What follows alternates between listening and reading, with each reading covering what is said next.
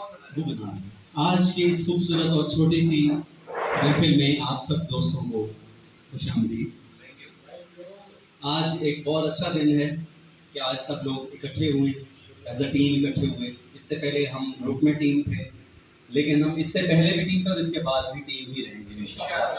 और इसी तरह ही मिलकर काम करते रहेंगे।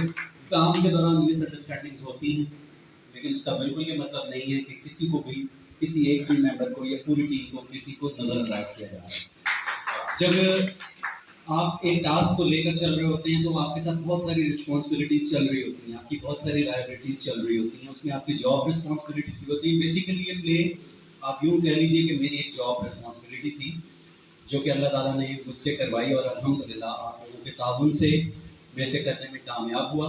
बाकी आप लोग इसे देखेंगे और फिर मुझे बताएंगे कि हम किस हद तक इंसाफ कर पाए हैं, कितना पैशनेट होकर सबने काम किया। तो मैं सबसे पहले आरिफ भाई को यहाँ पर इनवाइट करूँगा कि आएँ, आप थोड़ा सा अपना ख्यालात का इजहार करें। उसके बाद फिर मज़ीद कुछ दोस्तों से हम बात करेंगे। आइए चाचा उमर दराज।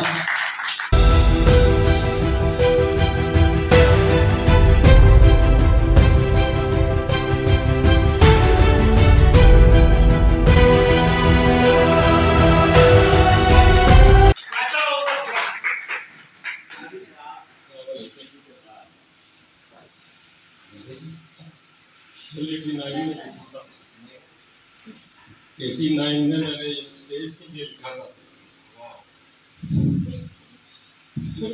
पास नहीं था, मैंने क्योंकि जब देखा मैंने उसको 32 साल पहले नहीं सोचा था अल्लाह हमें कहाँ पहुँचा देगा। इसके लिए मैं फिराज भाई और आप सबका ये हम सबका टीम वर्क है और मैं खुशी में बता सकता हूँ।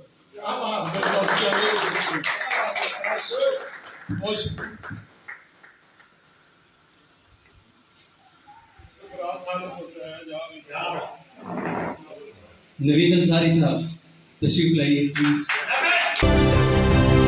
दोनों को हमारे दर का गुलाम बना देगा, देखना।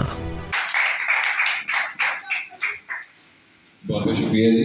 और मैं आज ये कह रहा था कि आरिफ भाई में, बल्कि आरिफ भाई क्यों कहूँ मैंने, आरिफ में एक छोटा सा बच्चा है, आप उस बच्चे को देख सकते हैं। और सब टीम के लिए और फराज साहब आपके लिए ये इससे खूबसूरत ट्रिब्यूट भी कोई नहीं हो सकता जब इंसान स्पीचलेस हो जाता है। वो अल्फाज जो इंसान के मुंह से अदा नहीं हो पा रहे होते, वो सबसे ज्यादा चीख चीख कर इस बात की गवाही दे रहे होते हैं कि आपका काम, आपका पैशन बहुत ही लाजवाब था।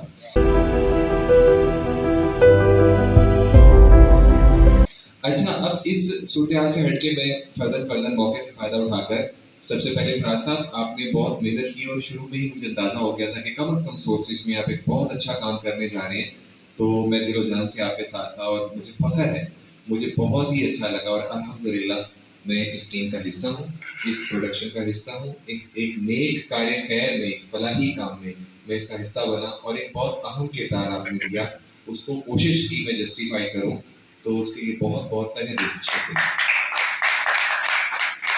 उसके बाद इसमें जितने लोगों ने अपनी अपनी फनकाराना सलाहियतों का इजहार किया है, वो हर किरदार जस्टिफाई करने की पूरी कोशिश की है और किया है। लाजवाब किरदार है, किसी भी किरदार को आप उठा के देख लें। भोले का किरदार नो डाउट बहुत ही खूबसूरत किरदार था, लेकिन अगर आप टाइगर की बात करें तो उसने अपना दिया हुआ जो भी किरदार था उसे हक अदा किया।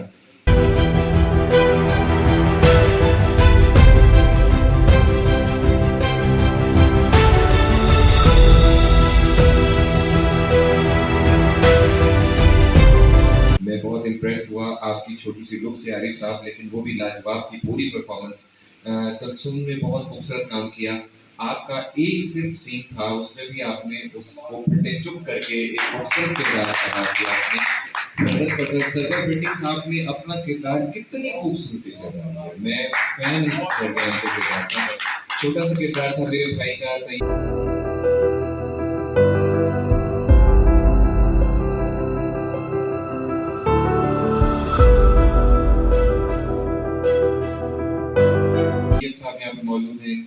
और आप सब लोगों ने देखा कि जो किरदार हमारे प्यारे भाई भट्टी साहब के जिम्मे लगा वो कितनी खूबसूरती से इन्होंने अदा किया। ये सारे मतलब आप किसी को भी ये नहीं कह सकते कि कम या ज्यादा, मेरा नहीं ख्याल, ये एक मुश्तरका काविश थी, आपकी टीम की भी काविश थी। खामियां वगैरह उनसे हम बिल्कुल सरफ नजर करते हैं। एक लाजवाब प्रोडक्शन और एक नई काम था, अल्लाह ताला इसमें बरकत डाले। बहुत बहुत शुक्रिया। अपने काम का जिक्र नहीं किया। आपका आखिरी सीन ऐसा था कि हर बंदा अश्कबार हुआ उसे देख के। बहुत अच्छा इन्होंने आलिफा के लिए इनके लिए भरपूर किया। इनका ये पहला एक्टिंग का चांस था और इस टीम के अंदर I am proud of it कि मुझे कहते हुए बहुत फख्र महसूस हो रहा है कि बहुत सारे लोग ऐसे हैं जिन्होंने पहली बार कैमरा फेस किया, पहली बार एक्टिंग की। तैयब साहब बिल्कुल न्यू थे, एहसान नजमी बिल्कुल न्यू थे, जनाब सलीम नजमी साहब बिल्कुल न्यू थे जिन्हें मैं प्यार से ओमपुरी कहा करता हूँ। सलीम अकबर साहब, इनको देख लीजिए, ये इनका दूसरा प्ले था। पहला प्ले भी इन्होंने मेरे साथ किया जो शायद अलिफ बे भी नहीं जानते थे एक्टिंग की, लेकिन क्या था कि एक आर्टिस्ट अंदर छुपा हुआ था जिसको शायद मैं डिस्कवर कर गया थोड़ा सा। हमें दौलत की चमक दिखाकर खान शहबाज की आंखें खोलनी हैं। हम सारा नेटवर्क यहीं बैठकर चलाएंगे और अगर ज़मीर की आंखें बंद हो जाएं तो अच्छे बुरे की तमीज खत्म हो जाती है। और मैं ये समझता हूँ कि इसमें इन्होंने अपना बहुत बेस्ट दिया है, बहुत बेस्ट दिया है इन्होंने। मतलब जैसे एक विलनिश किस्म के जेस्चर्स होते हैं उसको निभाने में बहुत कामयाब रहे। जनाब खालिद पाशा साहब को देख लीजिए, इनका भी एज एन एक्टर पहला प्रोजेक्ट था और he did very well. Arif Noor साहब किसी तारुफ के मोहताज नहीं है माशाल्लाह, इनका तजुर्बा इनकी एक्टिंग के पीछे बोल रहा था, कैसे इन्होंने महसूस किया सकते। ये बच्चा मोहम्मद पहली बार इसने भी कैमरा फ्रेम में आए और इन्होंने बहुत अच्छी एक्ट किया। जावेद कुरैशी ये वाकई छा गए और जैसा मैं चाह रहा था जब इस कैरेक्टर को मैंने लिख रहा था, एक डिजाइन जो कि मुझे मिला था आरिफ भाई की तरफ से कहानी की सूरत में, तो इनका किरदार जब मैं लिख रहा था तो मेरे जहन में इनके जेस्चर्स आ रहे थे उस वक्त और इन्होंने बहुत खूब निभाया अपने कैरेक्टर को। नईम नजमी साहब, इनका जितना भी बैकग्राउंड है, स्टेज का बैकग्राउंड है, इन्होंने स्टेज में सीनियर लोगों के साथ काम किया और बाकायदा तौर पर अब ये हमारी टीम का हिस्सा हैं और टाइगर का जो रोल था बहुत खूबसूरत निभाया इन्होंने और वाकई लगा कि एक वफादार नौकर है और उसने बाद में अपनी जान दे दी। मैडम कलसूम जो कि मेरी तरह एक ब्रॉडकास्टर हैं और एक्टिंग में पहली बार मेरे साथ ये प्रोजेक्ट में आई, मुझे सब दिखता है जो नाबीना लोगों के लिए था। एक माँ का कैरेक्टर किया इन्होंने, बहुत खूब निभाया और इसमें जो इनका कैरेक्टर था एंटायरली डिफरेंट कैरेक्टर था ये, यानी एक घर की मासी थी और थोड़ी सी रंगीन मिजाज भी थी, तो बहुत खूबसूरत तरीके से उन्होंने निभाया। दुल्हन के रूप में तो कमाल लगी। उसके बाद हम इरम की बात करते हैं। इरम का एक ही सीन था लेकिन बहुत कम किरदार इस तरह के होते हैं, जैसे जॉन रैम्बो का एक ही किरदार था और वो उसे अमर कर दिया। तो इरम ने समझ लें इस प्रोजेक्ट की जॉन रैम्बो थी। बहुत खूबसूरत एक्सप्रेशंस थे इरम आपके और बिल्कुल ऐसे लग रहा था कि जैसे आप बिल्कुल जेन्युइन रो रही हैं उसमें। Very well done. असफर का कैरेक्टर जो था इसके लिए मैंने काफ़ी लड़कों का ऑडिशन किया लेकिन मुझे कुछ समझ नहीं आ रहा था कि जिस तरह खान शहबाज की पर्सनैलिटी है या जिस लेवल का वो बंदा है उसका बेटा दिखाया जाए। तो थैंक्स टू नईम नजमी कि इन्होंने कहा कि मेरा भतीजा आप उसे ट्राई कर लें, उसने एक्टिंग कभी नहीं की। तो मैंने कहा ठीक है, आप मुझे एक दफ़ा मिलवा दीजिए। तो जहाँ हम चाय के होटल पे बैठते हैं वहाँ ये बच्चा आया, मैंने 2-3 डायलॉग सुने, मैंने कहा ठीक है ओके, और अब इसका काम आपके सामने था। तो ये फ्यूचर के लिए इंशाल्लाह हमारे पास एक अच्छी चीज़ है। तैयब साहब की बात करते हैं जी। तैयब साहब से मैं बिल्कुल एक्सपेक्ट नहीं कर रहा था कि ये इतना अच्छा काम कर सकेंगे, लेकिन जो इन्होंने पहले सीन में जो कमाल किया, अब उसमें पता नहीं आरिफ भाई की ट्रेनिंग शामिल थी या इनका अपना टैलेंट था। अपना टैलेंट तो बहरहाल होता ही है बंदे का, लेकिन तैयब साहब बहुत मज़ा लिया हमने आपके काम का। खासतौर पर उड़ती उड़ती बात तो मैंने सुनी थी, उसका तो बहुत ही मजा लिया हमने। वो हम एडिटिंग में नहीं लगा सके क्योंकि वो उसमें कुछ प्रॉब्लम्स थे, कैमरे में देख लिया था, वरना हम शायद वही कैमरे में लगाते। तो ओवरऑल जो थी माशाल्लाह एक अच्छी प्रेजेंटेशन हो गई, और सबसे अच्छी बात थी मेरे बॉसेस खुश हो गए इस प्रोजेक्ट से। और इंशाल्लाह मुझे उम्मीद है कि आइंदा हम इतनी लॉन्ग ड्यूरेशन पर तो नहीं जाएंगे, शॉर्ट ड्यूरेशन पर रहेंगे, लेकिन इंशाल्लाह काम करते रहेंगे। जी बिल्कुल। भोले के कैरेक्टर के बारे में मैं आपको बताऊं कि भोले का कैरेक्टर मैंने अपने लिए रखा हुआ था कि मैं भोले का कैरेक्टर करूंगा, और मुझे आरिफ भाई ने भी रिकमेंड किया था कि आप ही करेंगे। लेकिन जब मैंने अपनी रिस्पॉन्सिबिलिटीज देखी एज ए डायरेक्टर, तो मैंने सोचा कि मैं अगर कैमरे के सामने आ जाऊंगा तो पीछे से काम की तसल्ली नहीं है। तो नदीम अली को मैंने बेसिकली तैमूर के कैरेक्टर के लिए बुलवाया था, जो कि सीमी का मंगेतर है। लेकिन जब मैंने उससे बातचीत की, उसके कुछ जेस्चर्स देखे, तो मुझे उसमें भोला नजर आया। तो मैंने कहा कि ये कैरेक्टर के साथ इंसाफ है कि ये कैरेक्टर नदीम मलिक करे, और नदीम मलिक ने बहुत खूबसूरत कैरेक्टर वो किया। मैं जिस तरह चाह रहा था एज ए डायरेक्टर उसे देखना, उसने बिल्कुल बियॉन्ड द एक्सपेक्टेशन काम किया। फलक शेर स्काईलाइन, जो छोटा सा आपने उसमें लड़का देखा, ये आरिफ साहब के भतीजे हैं, शायद आरिफ साहब के भतीजे हैं ये।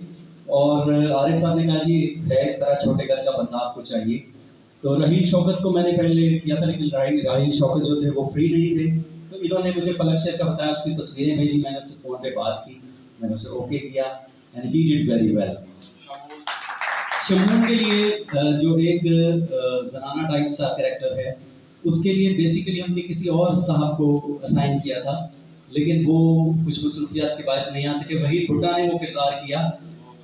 लेकिन ज़रूरी नहीं होता कि जो प्रेजेंटेशन होती है उसमें सब लोग अच्छा काम करें। उसमें ये होता है कि जो न्यू कमर्स होते हैं या जिनकी इतनी वर्क नहीं होती, वो थोड़ा सा बियॉन्ड द एक्सपेक्टेशन काम नहीं कर सकते, लेकिन उन्होंने भी अपने तय अच्छा कर दिया। और बेसिक ये था कि हमारे इस प्रोजेक्ट का मकसद पूरा हो गया। तो अब जो है वो आज आ नहीं सके क्योंकि वो एक फैमिली ड्रामे की रिहर्सल करवा रहे थे, तो वाकई फैमिली ड्रामे की रिहर्सल करवा रहे थे, गोया के थिएटर बंद है अभी। तो एक दफ़ा फिर मैं आप सब दोस्तों का तहे दिल से मशकूर हूँ। यहाँ पर उन लोगों का भी जिक्र करना चाहूँगा जिन्होंने हमें लोकेशंस प्रोवाइड की। मैं अपने उन दोस्तों का तहे दिल से मशकूर हूँ कि कोविड के दिनों में जब लोग अपने घर मेहमानों को बर्दाश्त नहीं करते थे, तो उन्होंने 20-20 लोगों को बर्दाश्त किया। तो इसमें मेरे बहुत अच्छे दोस्त हैं, मुजफ्फर जमील साहब, जिनका हमने ऑफिस यूज़ किया, उनका हमने गोडाउन यूज़ किया, फिर फहद जिनकी चक्की हमने इस्तेमाल की, और वो बेचारे एंड में आके घबरा गए थे। सिर्फ इसमें से घबरा गए थे कि फराज भाई वो दिन हो गया, तो यहाँ से खवातीन को निकलते हुए देखेंगे तो मेरी रेपुटेशन खराब होगी। लेकिन बहरहाल थैंक्स टू हिम। उसके अलावा मियाँ उस्मान जो सबसे पहले हमने जिनके घर में शूट की, तो और last but not the least doctor Fayaz Anjum साहब, जिनके घर में बाकी हमने अपनी सारी शूट की और बहुत तसल्ली से हमने शूट की। तो बहुत बहुत शुक्रिया आप सब लोगों का। एक दफ़ा भरपूर तरीके से अपने लिए क्लैप कर दीजिए।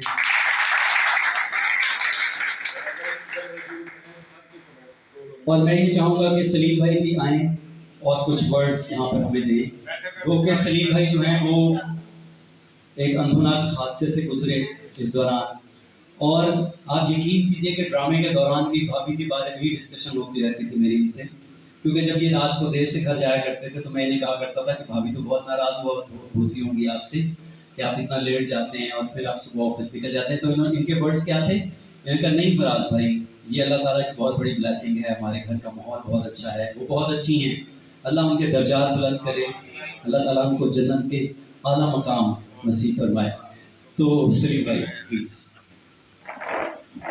शुक्रिया जनाब।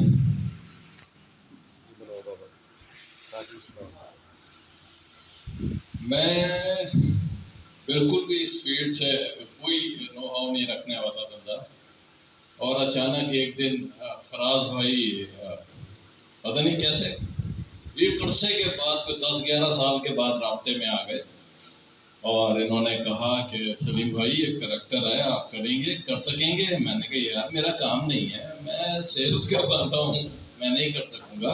इन्होंने कहा नहीं आप आओ। मैं आ गया है।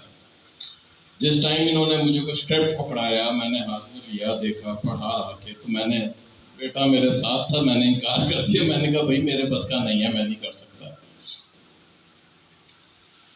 और जिस टाइम कैमरे के सामने जाकर खड़ा हुआ, लाइट्स ऑन, कैमरा एक्शन, सामने गुरु खड़े, गुरु ने कहा जी एक्शन, एक ही लाइन बोली, तोते छूट गए हाथ से, सरेंडर कर दिया। मैंने कहा नहीं मुमकिन, नहीं कर सकता मैं।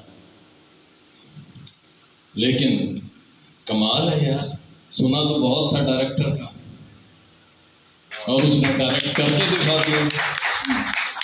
पहले प्ले में ऐसा किरदार जो शायद मैं सोच भी नहीं सकता था, इंसानियत, सोच किस्म का इंसान जो है ना, खैर करवाया इन्होंने, किया जिस हद तक मैं कर सकता था, लेकिन इन्होंने बहुत मकसद है कि मुझ पे मेहनत की, करवा दिया। और फिर मैं खुशकिस्मती मेरी कि मैं फिर इनके प्रोजेक्ट में शामिल हुआ, और मुझे इन्होंने मौका दिया ख़ास तौर पर सरवर भट्टी के किरदार के लिए। मगर एक बात मैं कहना चाहूँगा कि यार सरवर भट्टी बिल्कुल भी कुछ नहीं था अगर उसके साथ मलक खादिम ना होता, और मलक खादिम के बगैर सरवर भट्टी मुकम्मल नहीं हो सकता। तो ये सब कुछ, जो कुछ भी हम कर पाए, ये इस डायरेक्टर के कमाल, इस स्क्रिप्ट राइटर के कमाल, और ये पूरी टीम, पला के लोग यार, कहाँ